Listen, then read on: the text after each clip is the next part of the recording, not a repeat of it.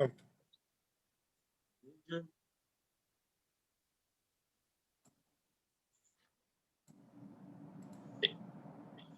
vamos começar, então, a entrevista com o secretário municipal da Cultura de Porto Alegre, o Praxt, e o secretário adjunto, Clóvis André, nessa manhã de sexta-feira, 19 de março.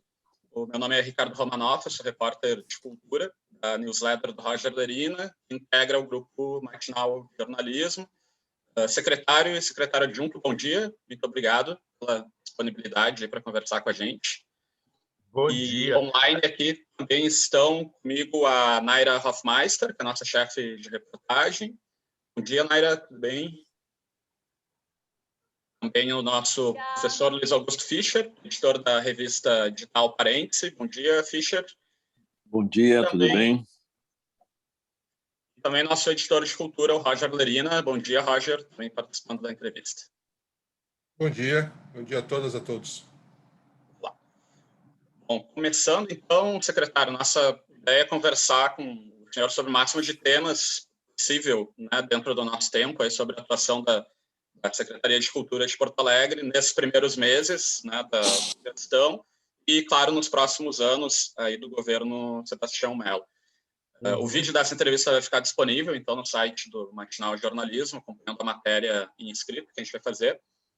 Então, começando, secretário, começando pelo começo, né, como estão sendo esses primeiros meses à frente da secretaria e o que já pode ter sido feito na pasta, né, nesses quase 100 dias de gestão, claro, tendo em vista a situação da pandemia, né, que está nesse momento grave, enfim, dificultando as coisas. Bom dia. Bom dia. Bom, só isso já é uma resposta de 1 hora de conversa, tá? Mas eu prometo que eu vou fazer um exercício de síntese aqui. É o seguinte, eu acho que a primeira coisa importante, nós, quando assumimos o governo, eu e o Clóvis, né, quer dizer, tomamos a decisão de ouvir muito as pessoas, né, o máximo possível. Então, nós percebíamos um pouco como consumidores de cultura e como agentes da cultura, tá, que existia, digamos, que era preciso azeitar esse canal de comunicação da comunidade cultural de Porto Alegre com a secretaria, com a administração, né? Bem, ao assumirmos, fomos, na verdade, até surpreendidos, né, com uma avalanche de solicitações das pessoas nesse sentido.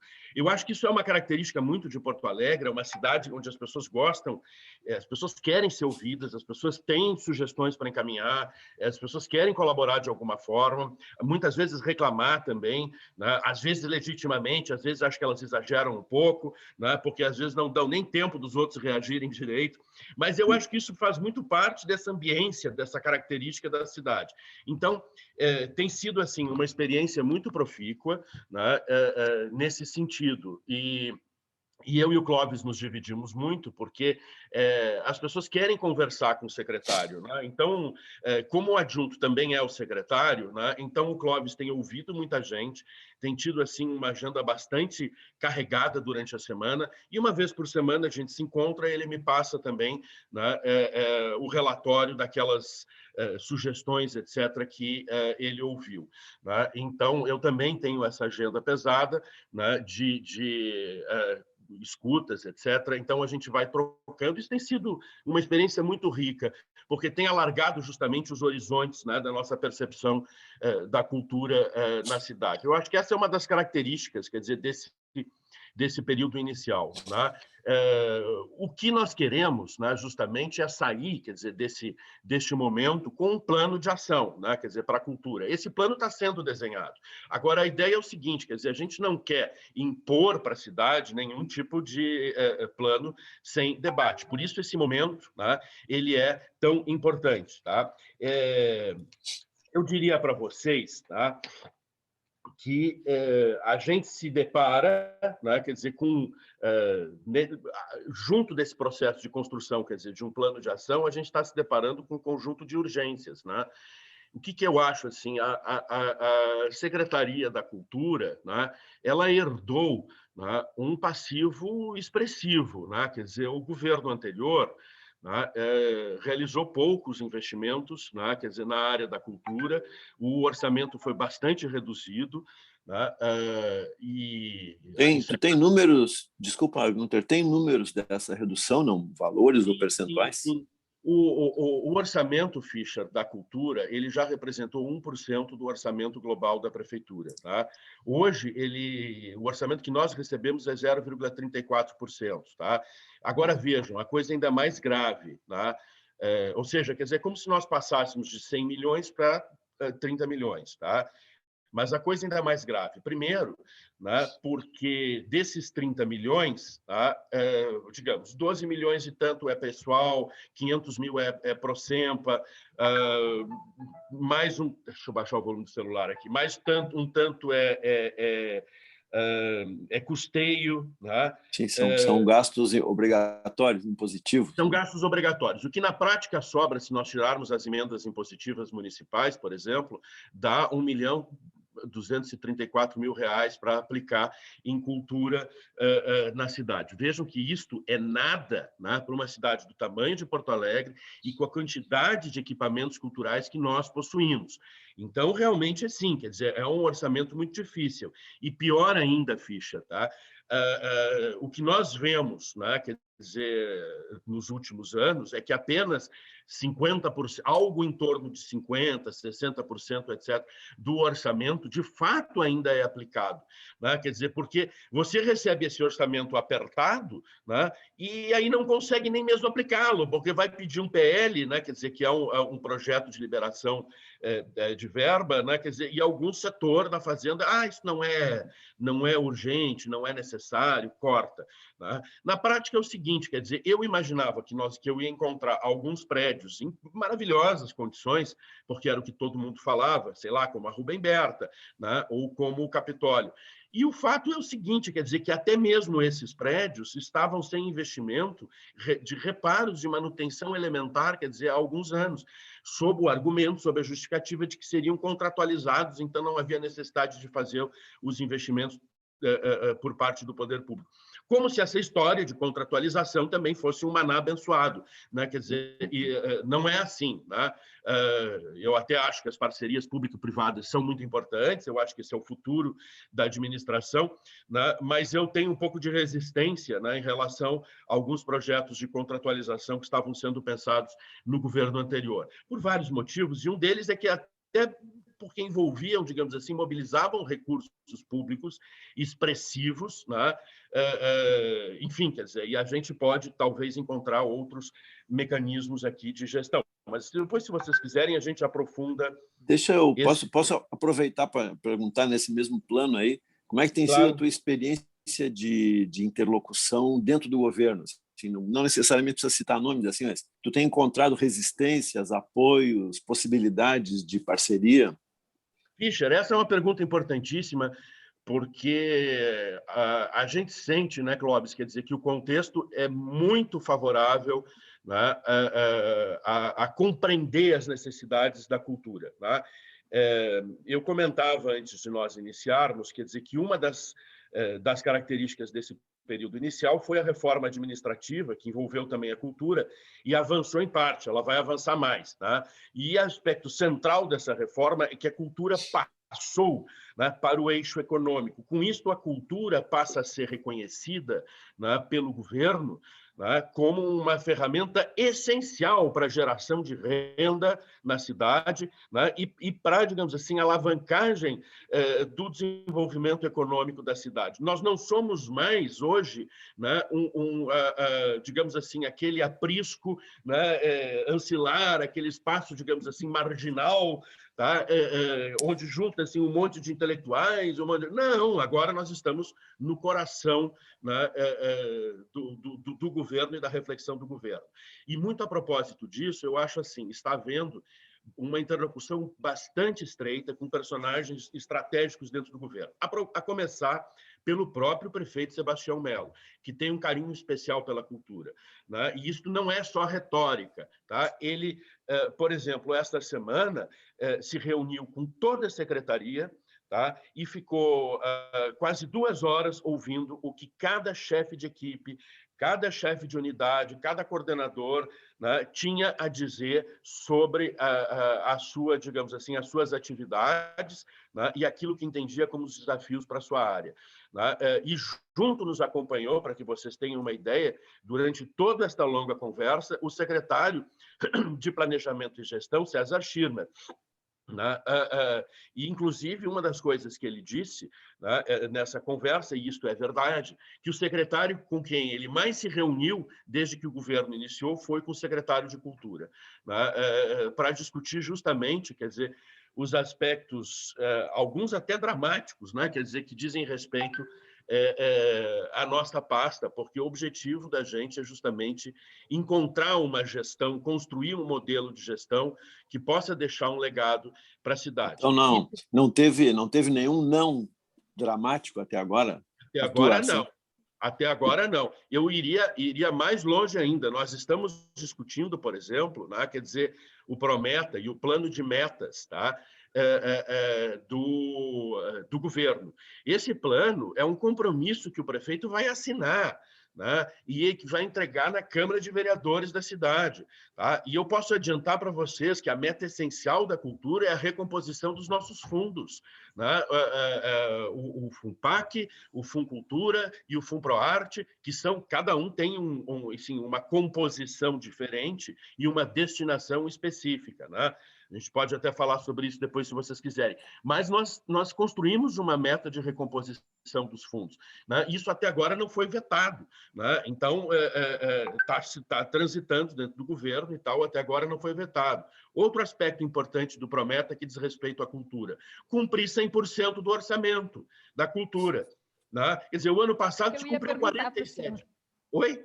Que é isso que eu ia perguntar para o senhor, só para fazer um contexto aqui, né? A gente fez uma reportagem no Matinal ano passado sobre o orçamento da cultura e, enfim, o orçamento vem caindo desde 2014, né? Não só o valor dotado, mas também o valor executado, como o senhor mencionou. Exato. E o valor que o senhor recebeu aí em 2021 para a sua pasta, na verdade, ele se aproxima do que foi gasto pelo prefeito Fortunati no seu último ano de gestão, né? Ele ainda é abaixo, inclusive, do que o valor dotado pelo prefeito Marquesan no último ano, embora o Marquesan gastou muitíssimo menos, né? Então, é justamente isso que eu queria perguntar para o senhor, assim, duas coisas. Uma, o senhor se compromete a gastar o orçamento completo? E segundo, o senhor se compromete a talvez tentar recompor, inclusive, a dotação orçamentária e ampliar esse valor, tendo em vista que a dotação desse ano é igual ao gasto feito em 2017? Evidente que sim. Evidente, nós temos feito esse debate, tá, dentro do governo. Então, uma das metas é justamente executar 100% do orçamento da cultura, que já é baixo. Né? Então, além disso, é preciso melhorar esse orçamento. Tá? Como é que a gente melhora esse orçamento? Bom, por várias maneiras. Tá? Eu acho que a recomposição dos fundos é um negócio essencial. Né? Mas não só isso, quer dizer, é importante que vocês entendam também que nós não somos uma secretaria que fica apenas, né, quer dizer, demandando o seu próprio governo para ter as suas questões equacionadas. Então, eu dou um exemplo aqui, quer dizer, eu e o Clóvis nos movimentamos muito, né, essas primeiras semanas do ano, no sentido de garantir duas coisas que nos parecem estratégicas. Quer dizer, primeiro, a execução das emendas parlamentares recebidas, né? Porque isto primeiro, é recurso para a cultura e, segundo, né? Quer dizer, como é que o parlamentar depois vai nos destinar mais emendas se nós não conseguimos cumprir aquilo que nos mandam? Então, isto é extremamente complexo, porque o operador financeiro das emendas federais, por exemplo, é a Caixa Federal, né? Quer dizer, que nos cobre de exigências e de demandas. Às vezes a gente até agradece por isso, porque também é a garantia de que o processo está todo sendo feito com transparência e com lisura e não vai esbarrar amanhã ou depois em questionamentos e apontamentos do Tribunal de Contas da União. Mas, né, quer dizer, além disso, nós estamos fazendo um corpo a corpo, quer dizer, com diversos parlamentares, tá?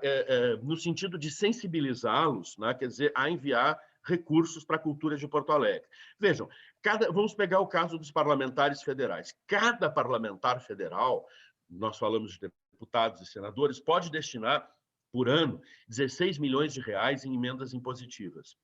né? E essas emendas precisam ser executadas, né? Dessas, 8 milhões podem vir, por exemplo, né, quer dizer, para a cultura. Tá? Então, o que nós recebemos, né, quer dizer, de emendas impositivas para Porto Alegre, o ano passado, é algo em torno de R$1,5 milhão. Quer dizer, é isso, né, Clóvis? Ou é um pouco mais, porque eu não tenho agora a certeza exata Mas é um valor, vejam, é um valor baixo perto daquilo que nós podemos receber. Né? Então, foram poucos os parlamentares que destinaram recursos. Foi o senador Heinze, né? E eu faço questão de nominá-los, tá? Porque é uma forma, inclusive, de nós retribuirmos o carinho que eles têm com a cidade. Foi o senador Heinze, né, com a emenda mais expressiva, mais de R$1 milhão, destinados ao Carnaval, uma parte ao Teatro Renascença e outra a um CTG na Restinga. Né? Existem emendas da deputada Maria do Rosário, né, para a Feira do Livro, tá? Do deputado Pompeu, né, e para uma estátua do Teixeirinha. Né? Eu acho que é isso, né? Foram as emendas que nós recebemos. Eu quero dizer que a gente pode ampliar isso muitíssimo. Tá? Outra maneira de movimentar recursos, tá, junto, digamos assim, à iniciativa privada, por meio de parcerias público-privadas. Né? E isso é algo, digamos assim, é uma conversa que a gente tem feito também. Né? Vocês sabem, né, quer dizer, que a prefeitura enfrenta dificuldades, por exemplo, para ser proponente de projetos culturais, seja no âmbito da LIC, seja no âmbito do Rouanet. Primeiro, porque tem uma operação complicada, quer dizer, porque os recursos a gente não consegue botar, às vezes, os recursos numa conta específica, né? A Fazenda tem dificuldade de entender essa operação, então não é um negócio simples de resolver administrativamente, embora possa ser feito. Tá? E no que se refere à Lei Estadual da Cultura, infelizmente, o Conselho Estadual de Cultura teve, nos últimos anos, tá, uma compreensão muito peculiar, tá, sobre a cultura de Porto Alegre. É interessante, porque ao mesmo tempo que o Conselho se reúne para debater a cultura de Porto Alegre, né, com certa frequência, tá, eles negam os projetos que beneficiam a cultura de Porto Alegre. Eu cito 2 aqui, tá, quer dizer, que foram terminantemente negados nos últimos anos pelo Conselho Estadual de Cultura. O Centro Municipal, a reforma do Centro Municipal de Cultura. Tá? Então, às vezes a gente pergunta como é que o Centro Municipal de Cultura está na situação lamentável que está. Em parte também, né, porque nós temos gestores que no passado, né, não foram sensíveis a demandas, né, que foram organizadas pela comunidade cultural, por produtores e pelos gestores. Né? Então, o Centro Municipal de Cultura teve projeto de reforma negado. E a Companhia de Dança, gente, né, são 2 exemplos que eu trago para vocês. A Companhia de Dança é um projeto maravilhoso, né? Quer dizer, que envolve cerca de 300 crianças em escolas municipais da área de periferia. Desse conjunto de 300, os 30, 40, 50, digamos assim, né? Que com mais aptidão, com mais paixão pela coisa, quer dizer, formam uma companhia jovem de dança e daí se constitui uma companhia adulta de dança. Esse é um projeto hoje praticamente parado. Né? Primeiro porque o governo anterior entendeu, e aqui, Fischer, respondo de novo a questão da interlocução com os outros setores, o governo anterior não fazia transversalidade entre as secretarias. Né? Então, é uma coisa muito triste, porque em 2016, 2015, a Secretaria de Educação dava R$600 mil para esse projeto da dança acontecer. Né? Que depois virou lei, eu acho que em 2017 ou 2018 chegou a virar lei, e hoje é uma dessas leis da cultura que não é aplicada. Né? Então,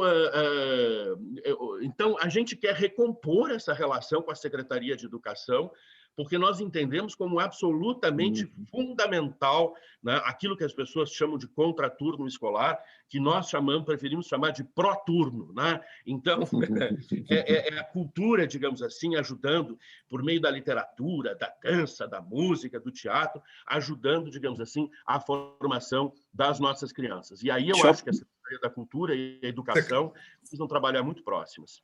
Secretário, o senhor falou antes a respeito do seu desacordo com algumas questões a respeito das chamadas contratualizações na área da cultura. Esse tema foi uma espécie de cavalo de batalha da gestão anterior, e, ao mesmo tempo, o senhor também relatou aqui para nós as dificuldades de aplicar o orçamento, que já é um orçamento minguado e que vem diminuindo, como a gente já tem apontado em reportagens, o senhor também referiu aí. A secretaria tem diminuído esse seu orçamento, que sequer, como o senhor disse, tem sido aplicado 100%. Ao mesmo tempo, essas contratualizações vinham sendo anunciadas como uma maneira de, com essa terceirização, viabilizar a gestão a gestão pública na área da cultura. Que modelo de gestão o senhor pretende, então, tocar durante esses próximos anos, junto com o adjunto Clóvis, diante desse impasse? Por um lado, não tem dinheiro, e é uma dificuldade de fazer conseguir arrecadar esses fundos de diversas outras fontes na área pública, e, por outro lado, as contratualizações têm suas questões que o senhor coloca aí. Então, Roger, eu acho o seguinte, quer dizer, o modelo de gestão direta, ele já provou ao longo dos tempos que ele está também se esgotando, né?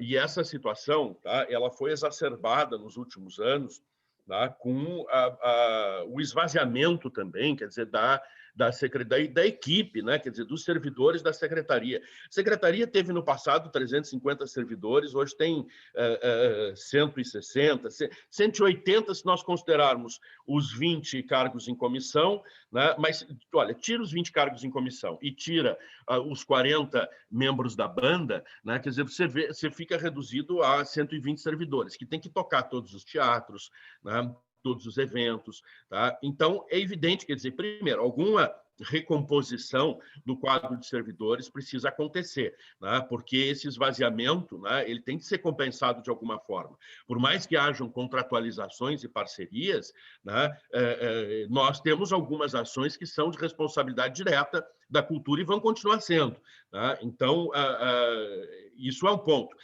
Depois eu diria o seguinte, ainda sobre essa parte do que diz respeito aos servidores, eu acho que é preciso ter um programa também de valorização da carreira, né, e dos servidores da secretaria. Tá?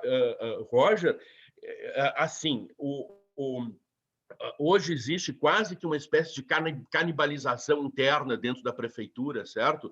Porque com este grande volume de aposentadorias dos últimos anos e não reposição, tá? As outras secretarias ficam sempre demandando o pessoal, tá? E algumas secretarias têm gratificações e FGs altas, tá? Então fica muito difícil segurar, às vezes, o servidor na Secretaria Municipal de Cultura, porque nós não temos gratificações e nós não temos FGs altas, tá? Isso é um problema, né? Porque a pressão é constante. Quer dizer, para retirar os nossos melhores servidores, sei lá, quer dizer, para a Procuradoria, para a Fazenda, né? Então, para o DEMAI, que são os espaços que têm gratificações e onde, às vezes, um servidor pode ganhar mais até do que o secretário de Cultura. Tá? Então, para vocês verem, digamos assim, como essa é uma questão importante que precisa ser equacionada. Também é um debate que a gente está fazendo, né? Quer dizer, dentro do governo, e que tem encontrado acolhida e compreensão, né? Agora, quanto à dinâmica das chamadas contratualizações, né, eu prefiro usar o termo parceria, o conceito de parceria público-privada, tá? E eu enxergo esse conceito numa perspectiva ampla, que envolve desde o economato do café, que fica dentro do Capitólio ou no Centro Municipal de Cultura, que passa pela ONG, na comunidade, na Restinga, na Lomba do Pinheiro, na Cruzeiro do Sul, etc., né, e pode chegar, eventualmente, a uma grande empresa que adote, né, quer dizer, um determinado espaço ou um projeto, né, ou que patrocine ações eventuais, né? Tudo isso é parceria. No que se refere a prédios e a modelos, a prédios de gestão, o que acontece? Quer dizer, Eu acho que um dos problemas que me parece do debate em torno das contratualizações no governo anterior, primeiro é porque esse debate praticamente não houve, né? Tá? Então, isto é ruim, né? Eu acho que é preciso ouvir as pessoas, né? Quer dizer, as decisões devem ser tomadas, mas é preciso ouvir as pessoas. Também, às vezes, né? Quer dizer, havia um pouco de exagero, né, do outro lado, né? Quer dizer, então, por exemplo, eu quero transparência, quero saber como é que está sendo montado o edital, né, sei lá, do Capitólio, né, e monta um processo judicial para isso. Bom, acontece também o seguinte, né, quer dizer, que aí a administração só pode divulgar o edital quando ele for publicado. Quer dizer, não dá para ficar vazando informações do edital antes. Quer dizer, é preciso um pouco, digamos assim, de bom senso, né, também de ambas as partes nesse debate. De qualquer forma, é o seguinte, né, quer dizer, eu não me sinto confortável diante dos modelos de contratualização herdados do governo anterior. Acho que eles envolviam recursos muito expressivos, tá? E nós podemos... eu acho que a gente pode obter resultados bastante eficazes, tá? Com parcerias mais dinamizadas, mais ancoradas na realidade, que compreendam melhor os fluxos do mercado, né? Tem tantos exemplos para dar. Por exemplo, a contratualização da companhia de dança. Um dos motivos pelos quais ela não saiu é porque, na última hora, resolveram juntar a companhia de dança com o Viva o Centro a Pé. Me explica o que uma coisa tem a ver com a outra, né? Eu também não entendo qual é a relação da Rubem Berta com o Ateliê Livre da Prefeitura, né? Quer dizer, tá bom, são artes visuais, eles estão dentro da mesma coordenação, mas ok, eu não vejo sentido, né? Quer dizer, nessa contratualização casada. Tá? Há outros casos assim, né? Quer dizer, que a gente pode falar, mas o importante é o seguinte, é construir um conceito e um modelo daqui para frente, né? E aí tem duas coisas que são essenciais. Primeiro é o debate com as pessoas, né? Quer dizer, é ouvir, conversar. E aí o segundo aspecto, quer dizer, é procurar essa combinação, né? Quer dizer, que seja o mais realista possível. Eu te digo, Roger, é o seguinte, para cada um dos, sei lá, 30 prédios que existem no âmbito da cultura, tá? Nós estamos montando um modelo de gestão, tá? Isto não acontece de uma hora para outra, porque tem questões aí de alto grau de complexidade, tá? Talvez a gente tente um caminho e não dê certo, aí a gente vai tentando outro, mas a ideia é que haja, né, uma solução, uma proposta de encaminhamento para cada um, né, destes espaços. Günther, não sei se posso ir eu, Ricardo? Por favor, Fischer. Não, eu ia aproveitar só que antes o Günther falou da coisa do Conselho Estadual de Cultura. Eu ia te aproveitar para perguntar como está a tua percepção a respeito dos conselhos municipais e, enfim, que limites tu tem enxergado para isso? Tu já tivesse contato, já deu para ver qual vai ser o patamar da conversa com os conselhos, né? Porque é uma história longa, na minha opinião, uma história muito bonita essa da constituição dos conselhos, evidentemente com algum percalço no meio, mas eu tenho a impressão que isso também estava um pouco escanteado, né, do processo geral da gestão da cultura. Uhum. Sim, Fischer, a gente tem tido interlocução com o pessoal do Conselho, tá? Eu e o Clóvis já nos reunimos com a sua direção, né? O que eu acho aqui? Bom, primeiro, tá? A cultura em Porto Alegre tem, sim, uma história muito bonita, tá? É uma das primeiras cidades a se mobilizar, tá? Juridicamente, quer dizer, construindo um marco jurídico para a cultura. Eu acho que a gente começa lá com a lei do FUNPAC, por exemplo, em 77, a própria lei da cultura de 88, né? E está nesse contexto, quer dizer, a lei que cria também o Conselho e regulamenta depois o Conselho Municipal de Cultura, né? O que eu acho, assim, a minha percepção geral sobre esse arcabouço jurídico é que ele precisa de um processo de atualização, né? Algumas dessas leis ficaram cansadas, Tá? Muitas, inclusive, foram concebidas com grande generosidade, tá? Pensando justamente no momento da participação popular, né? Quer dizer, que era uma pedra de toque, né? Quer dizer, da cidade no final dos anos 80 e início dos anos 90. Né? E hoje se verifica, quer dizer, que há necessidade, talvez, de alguns ajustes. Especificamente, no que se refere ao Conselho Municipal de Cultura, bem, nós recebemos recentemente uma solicitação deles pedindo para que o mandato seja ampliado por decreto, tá? A lei permite, em razão do cenário pandêmico, né? A lei permite que isso seja feito pelo secretário da Cultura uma vez isso já havia sido feito.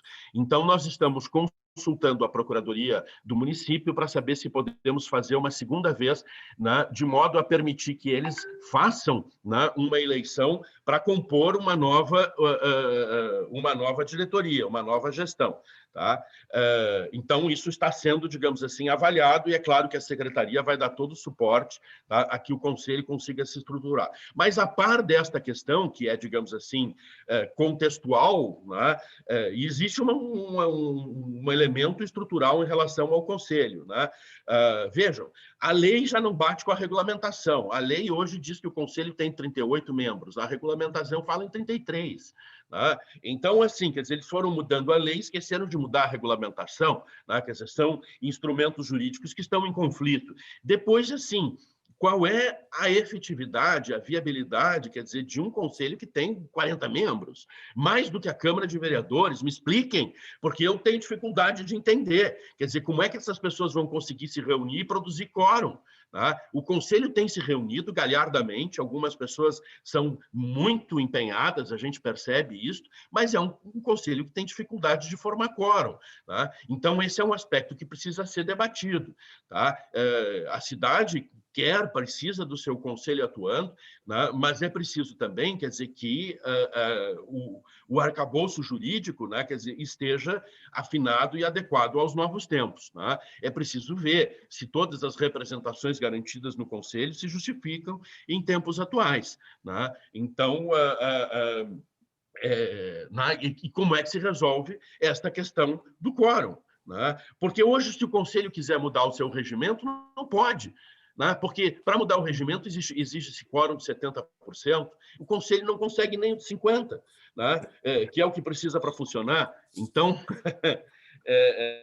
eu acho que esse é um dos problemas, digamos assim, de gestão que a gente herdou, né? E que vão precisar ser encaminhados de alguma forma. E o Compac? Desculpa. O Compac funciona bem. É um conselho que eu acho que funciona bem. Tá? Nós temos um outro conselho que eu vejo que não tem um rendimento tão interessante, quer dizer, que é um conselho recente, que não chama muita atenção, que é aquele dos monumentos. Né? De novo, é um conselho, né, eu acho que ficou muito grande, né, com representações marcadas, e aí tem dificuldades de quórum, né? Então talvez também passe por algum ajuste. Agora, o Compac eu acho que é um conselho que funciona bem. Tá? Então, inclusive, assim, quero dizer para vocês, né, quer dizer, que uma das características desta gestão, tá, é o empenho, tá? O especial empenho dado à área de patrimônio. Tá? Nós queremos, né, sair, digamos assim, desses 4 anos, tendo estruturado uma política de patrimônio para a cidade. Né? Eu acho que são 2 desafios aqui. Quer dizer, um é resolver as urgências, né? Quer dizer, e corrigir os grandes problemas que nós herdamos, tá? E o outro, efetivamente, é estruturar uma política de patrimônio para a cidade para o futuro, né? Quer dizer, melhorar aquilo que nós temos. E quando eu digo patrimônio, eu incluo aí o acervo também, né? Quer dizer, os nossos acervos precisam, né, quer dizer, ser protegidos, precisam ser cuidados. Tá? E para isso é preciso também melhorar a legislação, né? Às vezes colocar em prática o que existe. Né? A lei, por exemplo, de 2019, que se refere ao patrimônio histórico, enfim, aos prédios, etc., tá? É preciso, digamos assim, colocar em prática a troca de índice construtivo. né? Quer dizer, é preciso que as pessoas que têm imóveis listados, etc., de estruturação, possam efetivamente trocar, né, esses índices e ter alguma compensação. Né? Esse é um exemplo de algo que precisa ser melhor estruturado, melhor equacionado. Mas aí o assunto é longo. Né? Bom, um outro exemplo que eu adoraria botar em prática, né? Quer dizer, e tenho feito aos poucos esse debate, né? Seria uma lei da dação, nos moldes do que existe na França. Quer dizer, essa lei ela é ancorada, tá, no imposto de transmissão de propriedade e herança, né? E ela permite que a pessoa pague uma parte do imposto devido com objetos de arte, quadros, esculturas, tapetes, né, porcelana. Né? Isso tudo ajuda, digamos, livros, exato, livros, documentos, né? Quer dizer, são elementos. Aí, claro, quer dizer, monta-se uma comissão, avalia-se o bem, decide-se se o poder público quer ou não quer, se aceita, se não aceita, né? Quer dizer, mas com isso tu começa a compor, né? Começa a melhorar o acervo da cidade. E isso é uma alavanca poderosa para o turismo cultural, né? Quer dizer, uma cidade com acervos consistentes, né? É uma cidade que atrai visitantes. As pessoas vêm para a cidade para ver o que a cidade tem a mostrar e ficam mais tempo na cidade, né? E circulam mais por ela. Então, isso é algo, digamos assim, que Porto Alegre deve levar muito a sério, né? No nosso entendimento. Agora, a questão é assim, 100 dias é muito pouco de governo, mas já há sinais importantes que mostram que essa matéria está sendo, digamos assim, acolhida com carinho pelo governo. Eu cito 2 exemplos, né? Quer dizer, um é o debate em torno da EPAC, que permaneceu, quer dizer, a EPAC é a equipe do Patrimônio Histórico e Cultural, que permaneceu no âmbito da cultura, tá? E eu acho que não faria muito sentido mesmo que ela saísse e o COPAC ficasse, né? Então, esse foi um debate importante que surgiu no início do governo, porque o que acontece? Eu fui convidado no dia 31 de dezembro, às 5 da tarde, né? Quer dizer, para me tornar secretário de Cultura. Nesse momento já existia, digamos assim, em curso uma reflexão sobre a reforma administrativa da prefeitura. Então, logo na primeira semana, isso foi encaminhado para a Câmara de Vereadores, de tal sorte que, num primeiro momento, a EPAC passou para a Secretaria de Urbanismo. Aí nós fizemos um debate interno, etc., tá? E isso, esse setor retornou, né? Quer dizer, para a cultura. Mas retornou de uma forma interessante, porque nós estamos estabelecendo os fluxos entre a Secretaria de Urbanismo, né, e a Secretaria de Cultura. Porque também não é justo que a EPAC fique sobrecarregada de demandas, de coisas que não têm, eu acho, a ver, né, com aquilo que é a sua essência, né, e a sua missão precípua. Além disso, eu diria o seguinte, quer dizer, vejam, a antiga coordenação de memória cultural, que até era um nome meio bobo, eu acho, assim, que se tinha dado, porque memória, patrimônio e história são coisas diferentes, né? Então, a memória é algo que está no plano afetivo, no político. O patrimônio é aquilo que se preserva. Ora, EPAC, museu, arquivo, é patrimônio, né? Então, é preciso que se encare as coisas nessa perspectiva. Então, nós mudamos o nome, tá? Quer dizer, passou a ser memória e patrimônio. E, além disso, né, converteu-se de coordenadoria em diretoria. Isso é muito importante, gente, porque é a primeira diretoria que a cultura passa a ter. Quem é da área do patrimônio entende, né, o que significa esse setor passar a ser considerado, digamos assim, como uma diretoria dentro, né, da estrutura administrativa de governo.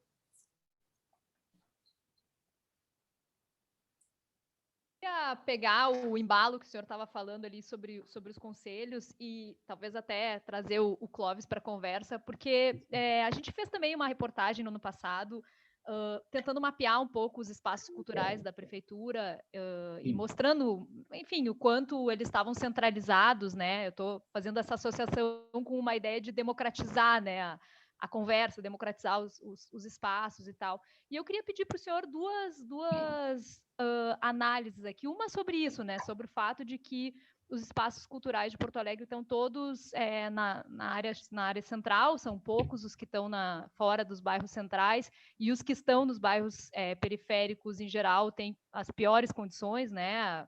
Tem uma biblioteca na Restinga, por exemplo, que é dentro de um prédio do DEMAI ou do DMLU.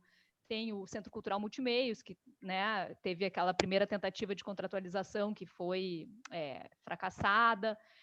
E aí eu queria perguntar para o senhor o seguinte: a partir da Lei Aldir Blanc, eu imagino que vocês tenham conseguido ter um mapa sobre o que de fato, porque a gente às vezes associa muito cultura com poder público, né? Assim, e eu acho que talvez a Lei Aldir Blanc tenha dado uma oportunidade muito legal de mapear o que de fato existe de cultura na cidade, que não necessariamente está ligado ao poder público. Queria saber, assim, do senhor, como que tem sido, talvez, lidar. Eu imagino que tenha, enfim, acontecido muitas surpresas, assim, de ter uma noção de qual é o tamanho, de fato, desse setor e como que o poder público pode, tanto com os seus equipamentos próprios, né, democratizar esse acesso à cultura, como também incentivando essas iniciativas que talvez tenham aparecido a partir da Aldir Blanc aí.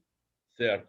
Eu respondo rapidamente a questão dos prédios e passo a questão sobre a Aldir Blanc para o Clóvis, né? Quer dizer, que é especialista nessa matéria, né? E já estava também no governo anterior contribuindo, digamos assim, com essa força-tarefa que se constituiu em torno da Lei Aldir Blanc. Mas no governo anterior, que eu quero dizer, né? Aliás, quer dizer que esse é um dos aspectos, digamos assim, que merece todos os elogios do governo anterior. Tá? Acho que, se em parte o governo, né, quer dizer, tinha uma visão de pouco estímulo à questão cultural, de pouca valorização, a Secretaria da Cultura em si, me parece que fez milagres com os poucos recursos que tinha. Né? E no que se refere à execução da Lei Aldir Blanc, tá? Eles foram muito empenhados, muito dedicados. Tá? Porto Alegre é uma das cidades, eu acho, assim, que tem um dos melhores índices de execução.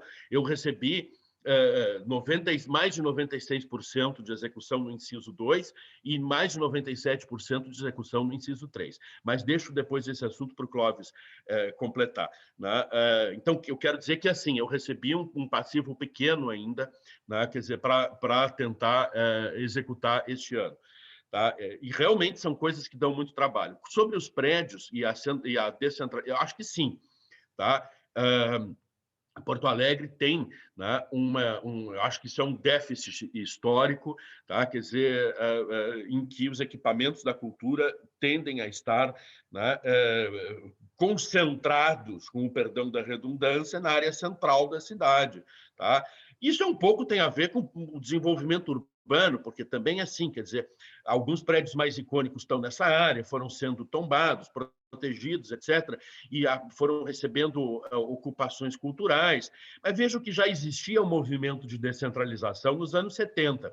O Centro Municipal de Cultura, né, quer dizer, é uma característica...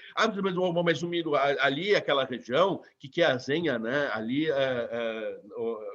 né, é considerada a região central? Sim, mas em 1978 não era. Né? Então, já era considerado, quer dizer, um programa de descentralização ali. Tá? Eu quero dizer também o seguinte, quer dizer, que eu me surpreendi positivamente, quer dizer, com os equipamentos que nós já temos em áreas, né, de periferia. Tá? Nós temos 3 operações na Restinga, né, e uma em processo de consolidação na Lomba do Pinheiro.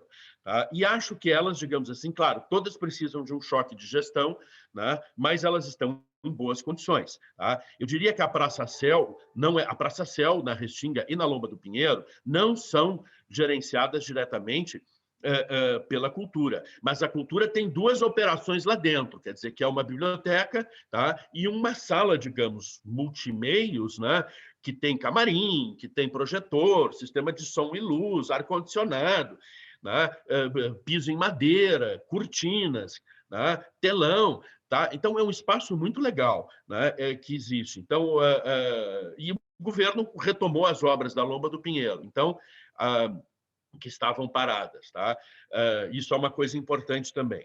Né? O Multimeios Restinga, ele tá bem, assim, né? Quer dizer, é um espaço novo, inaugurado há pouco tempo, tem um estúdio lá dentro que está bem instalado. Tá? O que precisa, digamos assim, agora é um modelo de gestão, né, que permita a ocupação daquele espaço, né? Quer dizer, e atração do público como a gente gostaria que acontecesse. O ramal Restinga, né, me parece que tem um problema de sinalização que precisa ser melhorado, eu concordo, ele de fato ocupa mas isso faz parte, quer dizer, porque, vejam, nós vizinhamos ali no ramal Restinga ao CRAS, né, e a Guarda Municipal. Tá? No Multimeios também vizinhamos ao CRAS.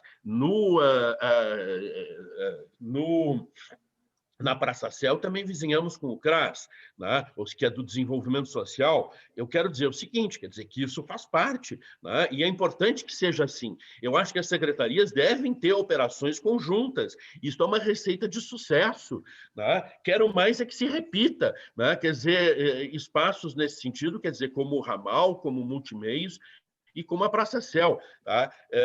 Que esse modelo se replique, esse modelo de parceria e de combinação entre secretarias. Né? A dificuldade maior que nós temos no ramal Restinga, né, é de pessoal. Né? Nos falta bibliotecário, tá? A bibliotecária, a única pessoa que pode atender a Restinga, né, trabalha 24 horas semanais, né? Então, a gente gostaria, digamos assim, realmente de ativar esse espaço, mas o grande desafio aí tem relação com a questão pessoal. Né? E nós precisamos encontrar uma fórmula, uma saída para isso. Um alento no que diz respeito ao ramal Restinga é que há uma emenda, né, do vereador Adelicel, tá, que nós recebemos, é uma emenda de R$40 mil, que a gente espera, né, possa ser aplicada, né, na Restinga e que possamos, a partir daí, realizar oficinas, o que é uma coisa importante. Porque uma biblioteca tem que ter oficina de leitura, de literatura, né, aulinha de xadrez para as crianças, né? Quer dizer, não é só um espaço onde os livros estão jogados, é preciso que haja, né? Quer dizer, atividades, promoções que atraiam as crianças, né? E os jovens. Tá? Então, eu acho que esse é o grande desafio em relação, né, aos espaços ali, é a gestão. Tá? E eu diria o seguinte, quer dizer que sim, nós já temos esses espaços que foram construídos, mas nós precisamos de mais operações descentralizadas da cultura. E podem ter certeza que eu e o Clóvis estamos trabalhando e empenhadíssimos nisso. Clóvis, vai lá sobre a lei Aldir Blanc. Bom dia, dizer que é uma satisfação compartilhar essa gestão com o secretário Gunther, porque o que a cultura precisa é de gestão, que é um tema latente há décadas, e para se fazer gestão precisa, num primeiro momento, escutar cada um e a todos. E esse exercício nós temos feito desde o primeiro dia do governo. É fundamental ouvir o artista, o técnico, o produtor, o profissional, o representante de espaços culturais, tendo em vista que há uma centralidade, não só dos equipamentos que pertence à Secretaria da Cultura, mas também como foi identificado na Lei Aldir Blanc. Eu participo da discussão dessa lei, que ela tem como pano de fundo a Lei da Cultura Viva, desde quando eu estava na Secretaria Nacional de Cultura, um ano antes de vir para Porto Alegre. E o objetivo da lei maior não é o repasse de recursos, que isso daí é muito pequeno, óbvio que atende em parte, que é um auxílio emergencial, mas o foco da lei é poder, sim, identificar elementos de subsídio, essas demandas reprimidas que estão nos territórios. E qual foi a nossa surpresa?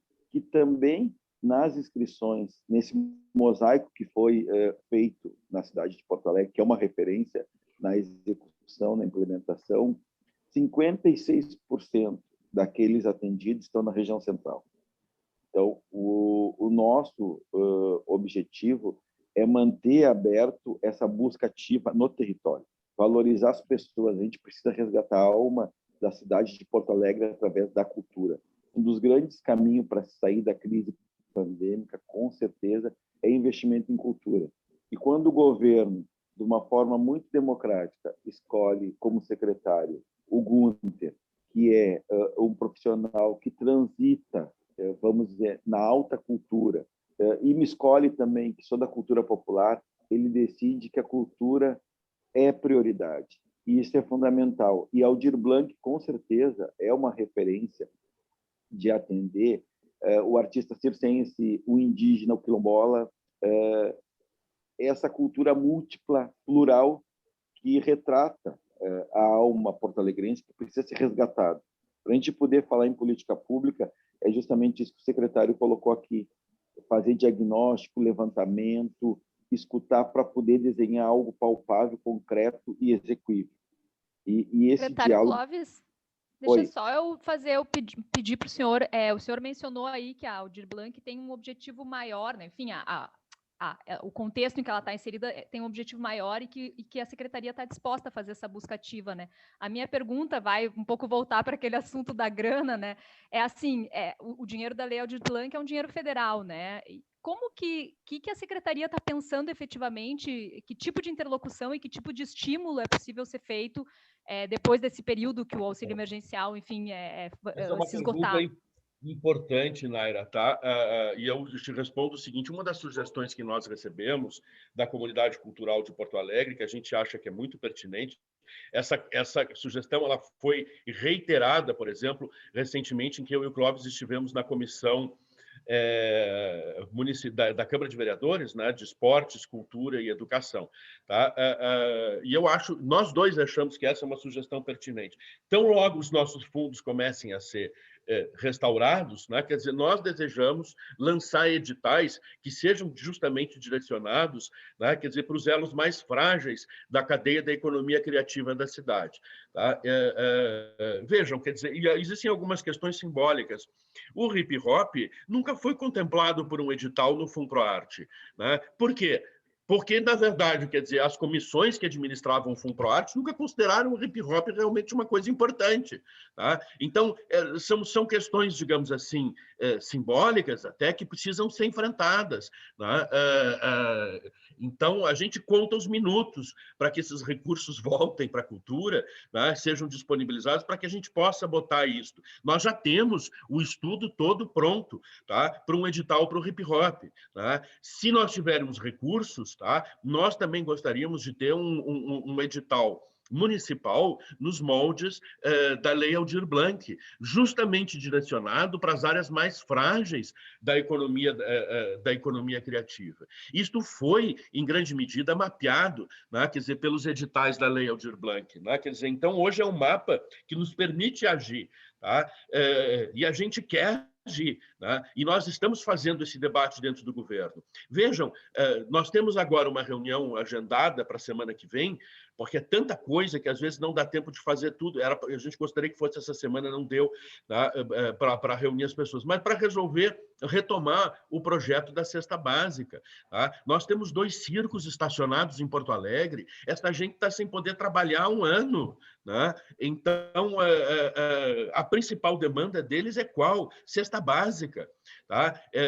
E nós temos de ser ágeis nisto. Né? Então, estamos tomando as iniciativas dentro do governo, tá? No sentido de tentar recompor, tá? Essa relação com a Secretaria de Desenvolvimento Social, né? Como foi no passado. Tá? Então, assim, há inúmeras iniciativas que estão sendo pensadas, quer dizer, para a descentralização da cultura, tá? Que eu acho que assim tudo isto que a gente está falando aqui, quer dizer, cabe dentro, né? Quer dizer, desse grande guarda-chuva que é a descentralização da cultura. Um pouco para que vocês tenham uma ideia, no último ano de gestão do meu querido amigo Vitor Ortiz, mais de 20 pessoas atuavam na coordenação, tá? Coordenação da descentralização da cultura. Entre quer dizer, cargos em comissão, servidores, estagiários e contratados. Tá? É só pegar o material que eles publicaram na época, quer dizer, e ver, né, digamos assim, o tamanho daquela equipe, né, e como eles estavam empenhados nessas tarefas da descentralização da cultura. Né? Hoje, a coordenação foi extinta pelo governo anterior. O que nós temos é uma equipe, tá? Portanto, já um cargo em comissão mais baixo, tá? E temos apenas, esse cargo ainda não foi preenchido, tá? E temos um servidor apenas. Tá? Então, é o seguinte, quer dizer, até a formulação, a constituição de projetos, né? Porque nós não precisamos executar diretamente, a gente pode ter o recurso e contratar, né? Quer dizer, parceiros externos que executem as coisas. Mas com apenas 2 servidores, pensem né, quer dizer, na nossa agilidade para formular os projetos. Então, nós estamos, sim, quer dizer, demandando melhor estrutura para a descentralização da cultura. Isto passa, inclusive, tá, pelo espaço físico, né? O nosso sonho, meu e do Clóvis, no que se refere a essa área, né, digamos assim, cuidar daquele espaço da Casa Santa Terezinha, tá? E transformá-lo, porque são 3 pavilhões, né? Um é ocupado atualmente pela turma da Usina das Artes e os outros 2 estão desocupados, né? Mas ficou um material de uma ONG que ocupava aquele espaço lá, que precisa retirar o material, etc. Bem, enfim, a gente precisa reformar o lugar, terminar de desocupá-lo, reformar o lugar, esses 2 pavilhões. Um deles, o terceiro, quer dizer, o teto ruiu, né? Mas é um espaço legal, né? E nós gostaríamos ali de fazer a Casa da Descentralização, né? Ou seja, levar uma equipe da descentralização da cultura fortalecida para lá, tá? E, a partir dali, irradiar os nossos projetos, né? Quer dizer, para a região de periferia. A gente gostaria muito isso, quer dizer, que a descentralização fosse considerada, quer dizer, como um projeto absolutamente prioritário da gestão, né, e estivesse no coração, né, da cultura e respeitado por toda a cidade. Eu acho que assim, ali na Casa Santa Terezinha, né, quer dizer, tem uma peculiaridade geográfica, né, que sintetiza um pouco esse espírito, porque nós estamos ao mesmo tempo numa área central da cidade, né, e vizinhamos, né, um nicho, né, quer dizer, que é considerado periférico e marginalizado, quer dizer, que é a Vila do Planetário, né, e que representa um grande desafio social, né, inclusive. Então, eu acho que esse é o espírito, né, da descentralização que nós gostaríamos de ver ativo nos próximos anos. Secretário, bom, fala, Ricardo, depois eu faço a pergunta. Vamos lá. Não, aproveitando o gancho ali que o secretário Clóvis mencionou, né, de cultura múltipla e plural, né, o senhor já falou do interesse de dar atenção às heranças culturais africanas e indígenas da cidade, né? Quais são os planos concretos nesse sentido, assim, da sua gestão? Olha, o Clóvis, né, quer dizer, tem feito um trabalho muito, digamos assim, de grande empenho de escuta, né? Ele visitou todas as escolas de samba, por exemplo, da cidade. Nós estamos constituindo um mapa, tá, da situação jurídica de cada sede, tá? Inclusive, né? Quer dizer, a quem pertence, né, quer dizer, o próprio ocupado pela sede, quer dizer, como ajudar a resolver os problemas da sede das escolas de samba, né, melhorando os equipamentos, etc. Esse é um trabalho muito bacana, quer dizer, que o Clóvis está fazendo, né, e a qual eu me somo, de vez em quando eu participo de alguma reunião nesse sentido, né? Esse é apenas um, né, quer dizer, dos projetos, digamos assim, que a gente pretende desenvolver para essa área, tá?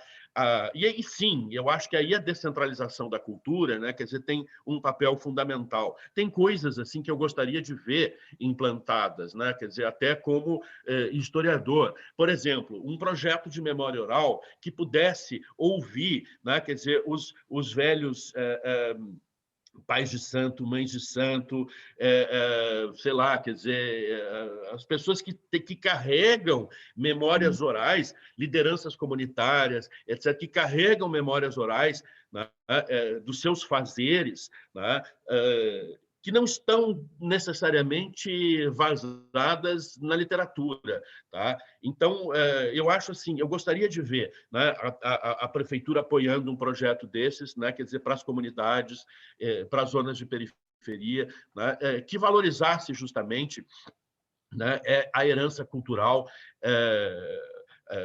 afro-indígena, né? Eu iria mais longe, né? Eu sonho com algo, né, que eu não sei se será possível, mas é algo que eu sonho. Eu acho que Porto Alegre, né, precisa do seu museu, né, quer dizer, do legado africano, tá?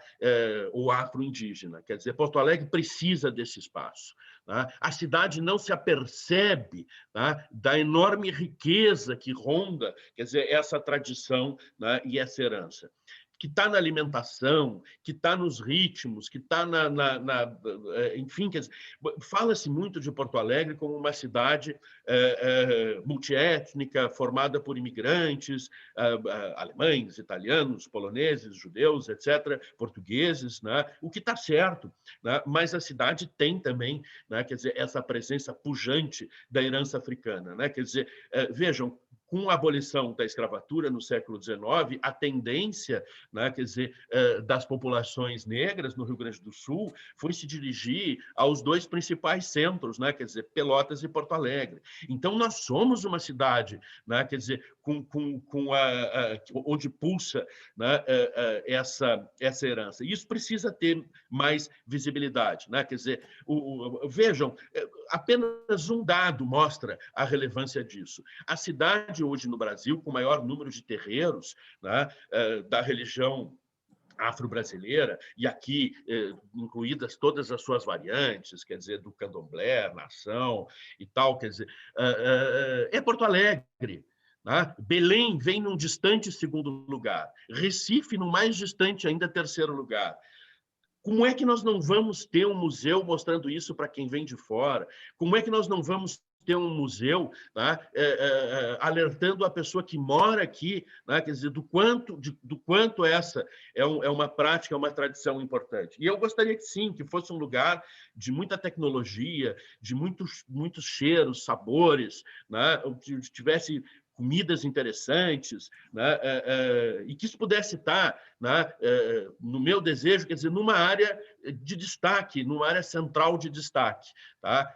Talvez uma operação no 4º distrito, tá? E aqui, uma coisa importante, quer dizer, também, que eu acho que a gente pode dizer, esse governo, né, quer dizer, está tendo uma atenção muito especial, né, a 2 áreas da cidade, né? Além, né, quer dizer, tudo isso que nós estamos falando aqui sobre territórios e comunidades, não pensem que é uma coisa da cabeça do Clóvis e do Gunter, tá? É algo que está na cabeça do prefeito Mello. Nós apenas estamos funcionando em sintonia com que o prefeito, digamos assim, com a missão que ele nos entregou, tá? A missão é transformar, digamos assim, aquilo que é o seu desejo, né, em questões factíveis, execuíveis, né? Mas, além dessa questão dos territórios, essa gestão, esse governo tem um olhar especial para o 4º distrito e para o centro. E nessas 2 regiões, né, quer dizer, a cultura entra, né, também como um parceiro estratégico. E, de fato, né, nós estamos sendo chamados, né, para as reuniões que debatem o 4º distrito, né, e que debatem a revitalização do centro da cidade. E só isso já é uma coisa importante, gente, né? Quer dizer, a cultura está contemplada no coração dos debates mais importantes, digamos assim, que tangem, né, a ação do governo. Por que o senhor considera um sonho difícil? Só deixa eu complementar, Roger, desculpa, um sonho, enfim, com a possibilidade de não ser concretizado esse museu, se ele já foi, inclusive, criado na Câmara, o Museu do Povo Negro. Só por não isso foi executado. mesmo, porque as coisas são criadas, entendeu? Tá? As coisas são criadas na cidade e não são executadas. Tá? Veja, eu herdei aqui, quer dizer, o edital da Usina das Artes está parado há 4, 5 anos. Né? A companhia de dança é uma lei e, no entanto, ela não existe, não acontece, não tem dotação orçamentária. Né? Então, o que a gente precisa é o seguinte, a gente precisa enfrentar, né, quer dizer, as questões que já são referências jurídicas e torná-las, executá-las, né? Precisa respeitar a lei e aplicá-la. Né? Então, por isso que eu digo, quer dizer, é um sonho, claro que é, como vários outros que a gente tem, né? Com uma equipe muito pequena, né? E assoberbada, na verdade, de demandas, e algumas, quer dizer, que têm relação com um passivo muito grande. Quer dizer, nós ficamos o tempo inteiro lá na cultura, né? O tempo inteiro não, mas ficamos um bom tempo respondendo, né, questões que dizem respeito a esse passivo. Tá? Se nós nos tornarmos reféns disto, nós não vamos conseguir projetar o futuro como nós gostaríamos. Tá? Então, nós precisamos sair, digamos assim, dessa armadilha do passivo. Tá? Como é que a gente tem feito isso no momento, com uma equipe reduzida? Estamos em plantão permanente. Tá? Eu posso dizer a vocês, assim, eu, o Clóvis e outras pessoas que integram a nossa equipe, a gente trabalha final de semana, feriado, né? Quer dizer, de madrugada. Outro dia eu estava despachando, alguém da prefeitura levou um susto, mas o secretário da Cultura estava despachando, assinando processos às 2, 3 da manhã, sim, né? Porque não tinha sobrado outro horário para assinar processo. Então, eu estava no computador remoto assinando processo às 2, 3 da manhã. Né? Não significa que eu vá dormir a manhã inteira, às 6 da manhã, 6h30 eu estou acordado. Né? Então, nós todos estamos nesse ritmo. Né? Isso é muito desgastante, isso não pode ficar sempre assim. Né? Então, a gente até pede, né, quer dizer, para as pessoas que tenham a compreensão, né, porque tem muita gente, tem algumas pessoas na cultura de Porto Alegre que são particularmente ansiosas também. Né? Então, aí começam a demandar. Quer dizer, se a gente ficar soberbado pelas demandas, a gente não vai conseguir, né, programar no tempo que nós gostaríamos a saída, a retomada e o futuro. Realmente, quero dizer para vocês que o passivo que nós recebemos é muito grande. Né? Tanto no que diz respeito, quer dizer, aos próprios da cultura, tá? Quanto a questões, digamos assim, que são essenciais na cidade. Vejam, o caso do inventário do bairro Petrópolis. Né? O debate gigantesco, né, quer dizer, que ele provocou. Tá? A partir dali surgiram duas associações, uma que apoia o inventário e outra que resiste ao inventário. Né? Então, é algo que movimenta, digamos assim, a cidadania na cidade. Tá? E que movimenta o Ministério Público, que movimenta o Judiciário. Nós precisamos dar uma resposta para isso. É um problema do nosso governo? Claro que não. Né? É algo que se arrasta há mais de 10 anos. Tá? É um problema também do governo passado? Não. É uma questão, digamos assim, né, que assoberba a cidade, tá, há muitos anos. Né? Mas é preciso que a gente encontre uma saída para isso. Isso não pode continuar sendo empurrado. Né? E essa saída tem que ser um ponto, digamos assim, de equilíbrio. Né? Então, nos eventuais erros que foram cometidos nesse inventário precisam ser resolvidos. Né?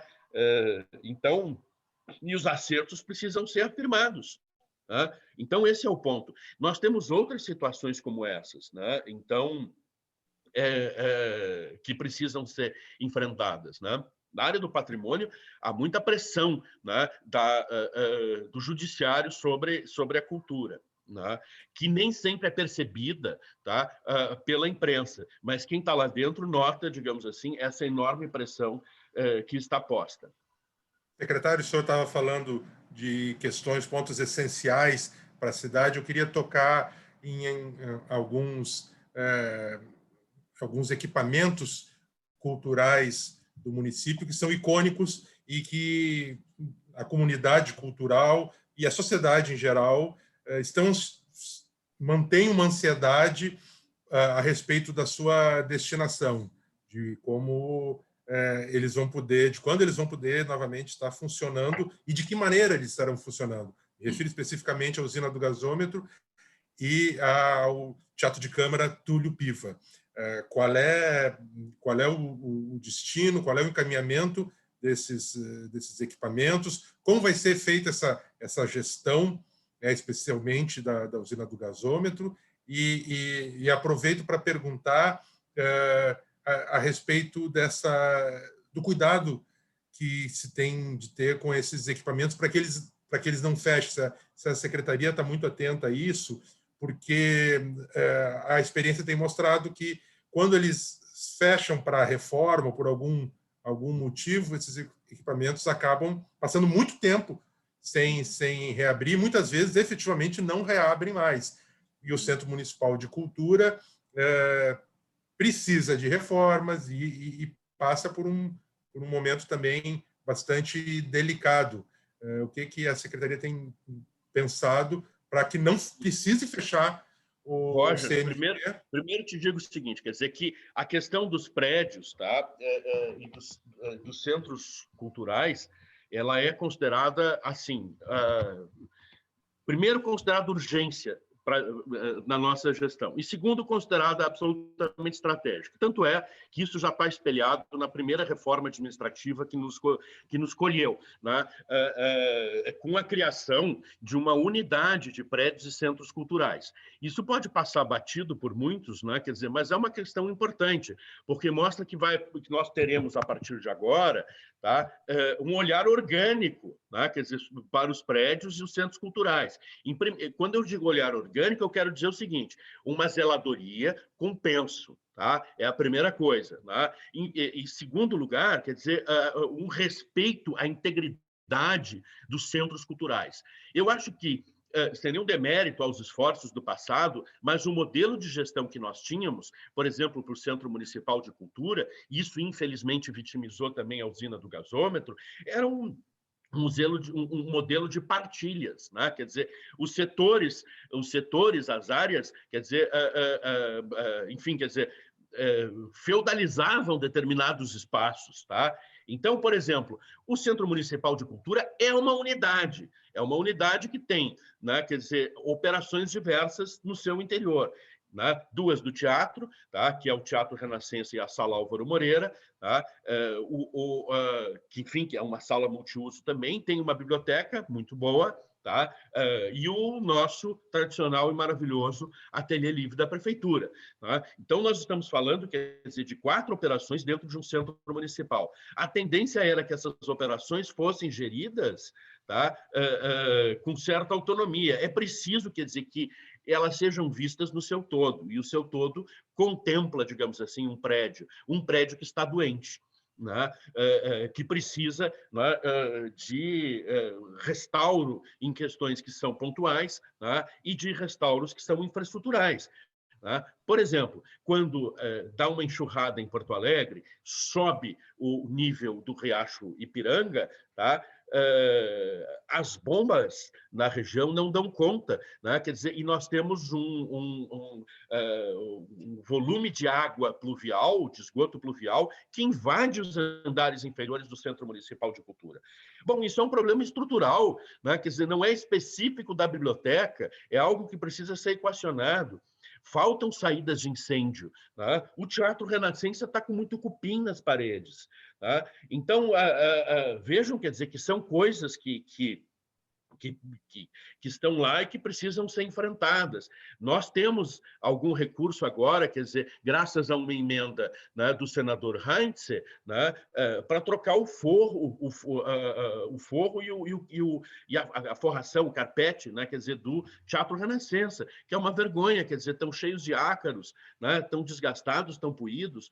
Então, são questões, digamos assim. Agora, nós precisamos de um plano global de reforma, né, quer dizer, para o Centro Municipal de Cultura, que não resolva aspectos, não fique resolvendo aspectos pontuais de cada uma das operações. Né? Secretário, a gente já está querendo encaminhar, desculpa que acho que eu interrompi o senhor, mas a gente já está querendo encaminhar para liberar o senhor também. A gente tem mais 2 perguntas, o Fischer depois vai querer fazer uma saideira, mas eu só queria fazer uma pergunta bem importante para a gente, que é saber qual é o seu plano para o Porto Seco, né?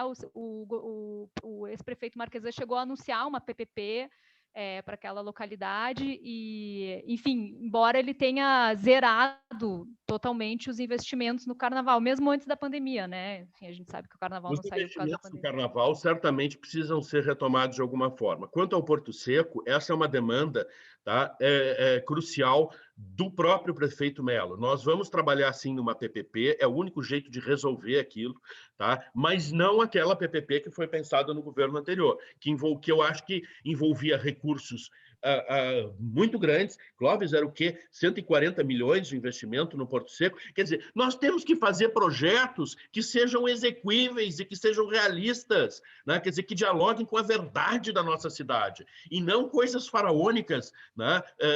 Que nunca você desenha no papel e depois não consegue implantar. né? A usina passa um pouco por isso, né? Quer dizer, eu acho que o governo anterior fez bem em readequar o projeto, né? Quer dizer, original. Tinha-se pensado um projeto de 40 milhões de reais. Como é que você consegue, né? Quer dizer, com a poupança pública que nós temos, reunir 40 milhões de reais para botar na usina? É difícil, né? Então, se fez uma readequação do projeto. Tá? Agora, as obras estão em curso, né? A usina será devolvida, será entregue à comunidade no ano que vem, com certeza, né? Com as suas diversas operações internas. Faço eu a última, então? Não, nós estamos aqui sacrificando o secretário e o secretário adjunto aqui numa conversa longa. Mas, enfim, eu ia fazer uma pergunta para o Gunther, pensando no Gunther como um historiador que está acostumado a pensar nas longas durações, não é isso? Está acostumado a pensar em processos longos e tal. 4 anos não chega a ser um processo muito longo, né? Mas a pergunta é, talvez uma pergunta mais assim para o indivíduo Gunther Axt do que para o secretário. Tu tem alguma ideia assim de uma marca que te interessaria deixar na gestão? Não digo por uma questão de vaidade assim, mas alguma coisa que fosse, sabe, o centro do teu interesse, porque já falaste muitas coisas interessantes aí. Uma das quais que me interessou muito assim e eu gostaria muito de ver mesmo realizada, que é a coisa de imitar o modelo francês lá de facilitar o pagamento da ação, aquilo ali, porque tu sabe quanta biblioteca a gente já perdeu aqui na cidade, a biblioteca privada, que foi esfacelada, ou, enfim, simplesmente porque a gente não tem nenhum instrumento para acolher isso em lugar nenhum, a não ser o Delfos, lá da PUC, que tem feito isso de uma maneira, enfim, interessante. Mas a pergunta é essa: tem alguma ideia assim, de uma marca que te interessaria deixar na gestão, uma coisa que, enfim, que não, repito, né, não por vaidade, mas por ser uma coisa relevante na cidade? Eu gostaria, Fischer, assim, de deixar para a cidade, já agradeço a pergunta, né? Quer dizer, políticas que sejam estruturantes e que possam ser, digamos assim, replicadas na longa duração. Né? Então, essa é, assim, o principal desejo. Né? Como, por exemplo, uma redefinição do sistema de financiamento da cultura da cidade. Tá? Que possa, digamos assim, esse sistema, inclusive, funcionar eventualmente com alguma autonomia, tá? Como, por exemplo, oferece uma eventual lei municipal de incentivo à cultura, que eu gostaria de ter junto com uma lei da dação. Tá? Então, eu acho assim, uma redefinição, né, quer dizer, do sistema de financiamento da cultura, para que não fique a cultura dependendo da boa vontade dos governos. Né? Então, é preciso fortalecer a comunidade cultural e o mercado cultural da cidade. Né? Quer dizer, eu gostaria que Porto Alegre fosse efetivamente uma capital de economia criativa, né? E pudesse ser reconhecida, né, pelos seus habitantes e também pelas pessoas que vêm de fora como um local de produção de sentidos, como um local de produção de símbolos, né, de capital simbólico de alta qualidade. Né? É isso assim que eu gostaria, né? Quer dizer, e como parte disso também um outro legado, né, que me parece fundamental, tá? É a redefinição da política de patrimônio. Né? Nós precisamos equacionar, né, o passivo, a dívida que nós recebemos, né, resolver as urgências recebidas, né, operando entregas para a cidade, tá? Mas estruturar também um modelo, né, que possa ser aplicado no futuro, né? Quer dizer, aí a lei da dação, né? Enfim, quer dizer, espaços museais, né? Espaços de exposição, né? Que sejam, digamos assim, valorizados. A própria usina, né? Quer dizer, vai ser entregue, quer dizer, com um teatro, um cinema, diversas salas multimeios, né, destinadas às artes cênicas, incluída a dança, né, o pessoal do circo, mas também espaços expositivos muito importantes, né, que a gente gostaria que fossem assim ocupados da forma mais dinâmica possível, atraindo a população da cidade, né, e também o visitante. Quer dizer, que a gente quer que as pessoas tenham orgulho de morar em Porto Alegre e de dizer que moram em Porto Alegre, como já aconteceu um pouco no passado. Né? Então, isso nos deixaria, digamos assim, muito felizes em relação a essa gestão. E eu espero conseguir chegar o mais próximo disto, né, até o final deste período, se eu sobreviver até lá. Né? Secretário, aproveitando que a gente ainda tem alguns minutos até às 10 horas, outra questão importante, que foi uma matéria do Matinal também no ano passado, diz respeito ao Porto Alegre em Cena, né? Numa entrevista ao site Nonada, o senhor comentou que esperava que saísse ainda, né, em 2021 o festival. Como está essa situação? O senhor acha que é possível mesmo realizar o festival? Objetivamente, assim, tá? Essa questão, essa denúncia motivou 2 questionamentos por parte do Ministério Público, um do Ministério Público Estadual e outro do Ministério Público de Contas. Os 2 foram respondidos e foram arquivados, tá? Justamente porque não se constatou nenhuma prática, digamos assim, delituosa, enfim, nenhum desvirtuamento, né, no processo. Então, eu acho assim, essa é uma questão da gestão anterior, tá? Mas que essa gestão está muito tranquila em relação a isso, porque foi tudo escrutinado por 2 entes ministeriais, tá? E os 2 concluíram, digamos assim, pelo arquivamento da matéria. Tá? Do ponto de vista prático, né? Quer dizer, uma das consequências disso é que nós já conseguimos reabrir o edital de proponência, tá? Que era uma das questões, digamos assim, que estava sendo questionada, digamos assim, nesse contexto, né? Então, é uma boa notícia já para a cidade, o edital de proponência está aberto, tá? Recebendo, digamos assim, propostas, tá? Dos produtores. E o Encena, né, quer dizer, pode se qualificar para isso. E a gente espera, sim, né, quer dizer, que o processo seja, que esse evento, digamos assim, que é um evento tradicional da cidade, possa acontecer, né, como previsto. Espera aí, deixa eu só tirar do gancho aqui, que tem esse negócio que está tocando. E aí a gente já termina, porque senão fica enchendo o saco essa tocação. Só queria esclarecer 2 coisas, secretário. Então, quer dizer, esses procedimentos foram arquivados pelo fato de que o edital foi desfeito, enfim, não, ou se verificou que não haveria problema em não, são questões diferentes. Cargo de confiança. São questões diferentes, tá? Ali haviam, quer dizer, múltiplas denúncias, tá?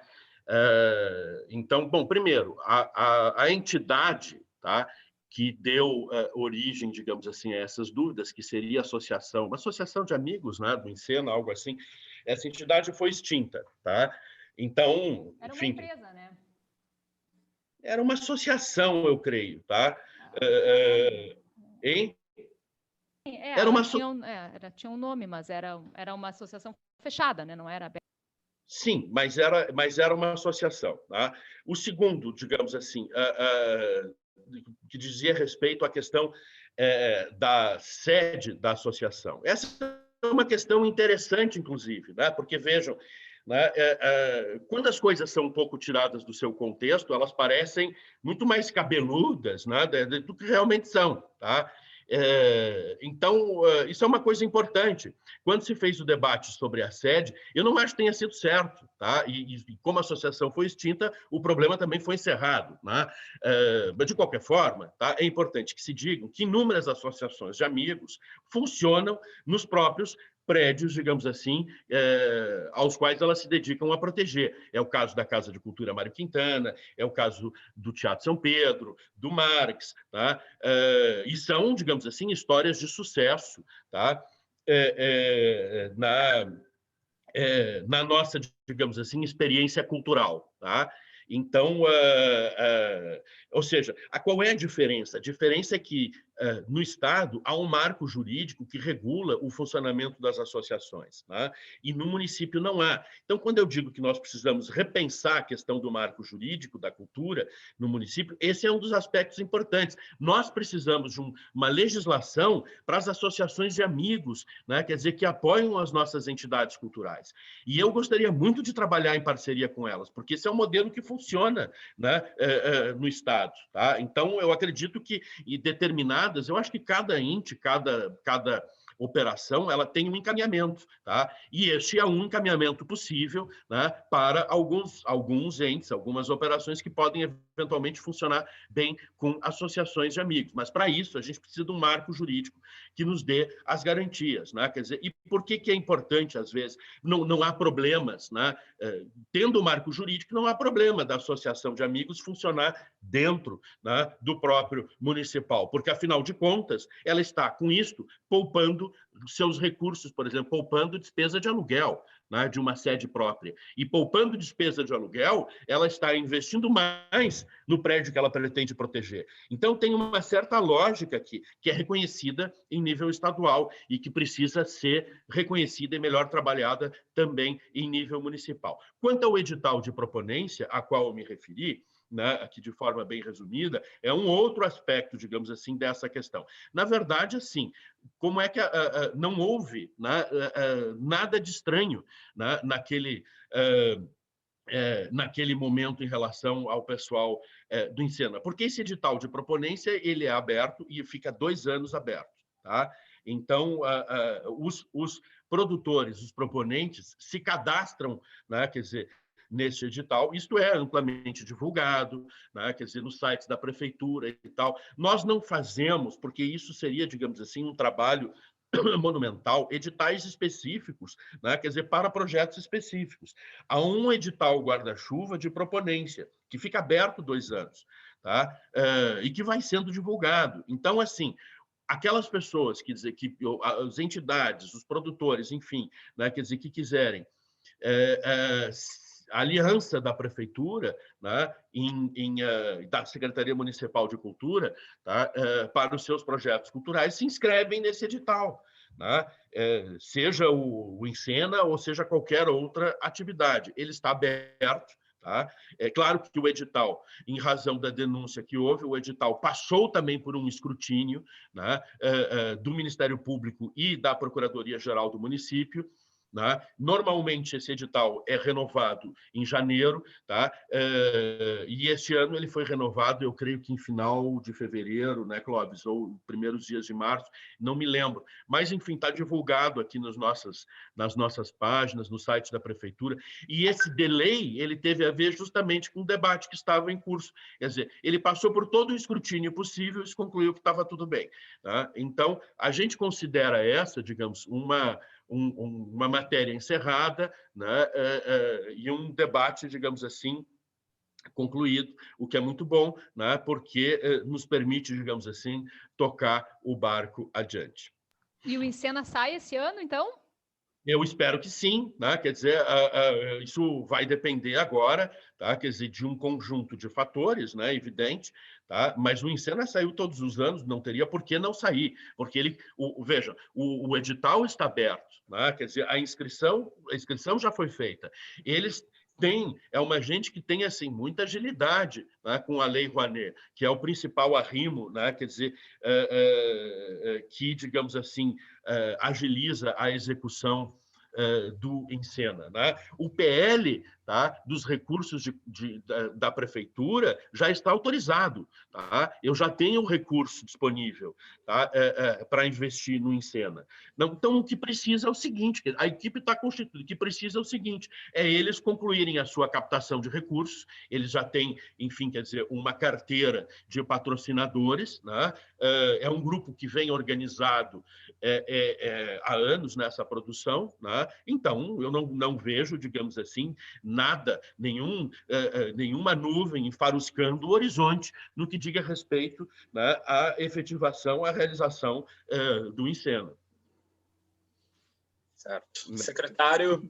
Tendo ainda uma resposta ao Roger sobre o Túlio Piva. Tá? Ele me perguntou sobre o Túlio Piva, eu acho que essa é uma coisa importante. Tá? Roger, eu espero o seguinte, que até o ano que vem nós tenhamos todos os nossos teatros operando, tá, em 100% de condições. O Renascença e Álvaro Moreira precisam de reforma. Tá? O Teatro Elis Regina e as outras 7 salas multimeios serão entregues na usina. Tá? E quanto ao Túlio Piva, ele está em reforma. A reforma apenas ela está contemplado, digamos assim, como contrapartida, né, da contratualização que o governo anterior realizou com o Araújo Viana. né? A gente, às vezes, fala dos teatros e esquece o Araújo Viana. Eu considero também um equipamento absolutamente fundamental da cultura, né? Então, o Araújo Viana foi contratualizado, ele já está plenamente reformado, pronto para entrar em operação, não entra, né, porque nós temos aí as restrições, né, em razão do cenário pandêmico. Tá? E o Túlio Piva foi considerado como uma contrapartida, né, dessa contratualização. As obras já começaram, né? O movimento, digamos assim, de material no terreno já começou, mas foi paralisado por causa da pandemia, né? A reforma do Túlio Piva foi duramente impactada por isso, tá? Então, mas será, digamos assim, os cronogramas estão sendo revistos e tão logo, né, quer dizer, a situação de bandeira preta, e esperemos também que de bandeira vermelha seja levantada, tá? Essa dinâmica será restaurada, tá? Então, a gente a empresa que é a contratualizada, que é a Opinião, está fazendo a parte dela nessas reformas, então, do Túlio Piva? Sim, sim, tá? A empresa já começou, ela já fez, digamos assim, demolições internas no espaço, etc. O que eu quero dizer é o seguinte, isto parou, né? Parou em razão do impacto da pandemia, né? Quer dizer, que é um motivo de força maior que colheu a todos nós, independentemente da nossa vontade, tá? Mas tenham certeza de que as obras do Túlio Piva vão acontecer, né? A gente está apenas ajustando, digamos assim, o cronograma, tá? Dessa contrapartida, tá?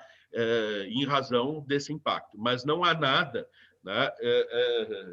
Eu também não vejo nada, quer dizer, no horizonte, sinalizando no sentido de que o Túlio Piva permanecerá abandonado, fechado, não. Tá? Então, pode ter certeza, digamos assim, que um dos empenhos que a gente considera como cruciais, tá? É justamente entregar os espaços da cultura, né, potencializados, né, quer dizer, na sua melhor forma. Né? Eu diria que existem bons exemplos, inclusive, de parcerias público-privadas que nós já temos e que herdamos do governo anterior algumas delas. Tá? É o caso que eu sempre elogio, né, da Casa da Estrela, em Petrópolis, né, que é ocupada pela Associação dos Escultores. Né? Valeria, inclusive, quer dizer, um trabalho da imprensa, uma matéria bacana sobre o trabalho que esse pessoal tem feito lá, porque foi, digamos assim, um empenho, né, que revitalizou não apenas um prédio, chega a ser emocionante, porque assim, aquilo foi um prédio que estava ocupado, né, que era um local enfim, ocupado por moradores de rua, que era um local de drogadição, tá? A casa sofreu, digamos assim, princípio de incêndio, porque se derretiam fios roubados da vizinhança, tá? Quer dizer, para obtenção de cobre, né? Ou metal, enfim, tá? Dentro do imóvel, o imóvel completamente degradado, assim, tá? E hoje a gente entra lá, vê os escultores trabalhando, o jardim cuidado, né? Forrado de esculturas maravilhosas, e chega a ser emocionante, né? A gente vê os moradores, os vizinhos passando por ali, né? Batendo palmas, cumprimentando as pessoas e agradecendo, né? Por essa aliança entre uma entidade, uma associação civil, né, sem fins lucrativos, voltados para a cultura, e a prefeitura. Né? Essa aliança que está oportunizando, digamos assim, que todo aquele espaço floresça, né, e que repercuta numa revitalização da área e que seja acolhido com tanto carinho pelos vizinhos. Obrigado, secretário. Obrigado, então, secretário Gunter, secretário Clóvis, mais de 1h30 aí de conversa com a gente. Certamente teriam outros assuntos, né? A gente já eu queria discutir a economia do governo Borges, aí estou com umas dúvidas aí, mas não vai ser agora. Como ele maquiou o orçamento, né? Via que ele tinha saldos sucessivos. Saber a tua posição atual sobre o encilhamento, sobre tá bom.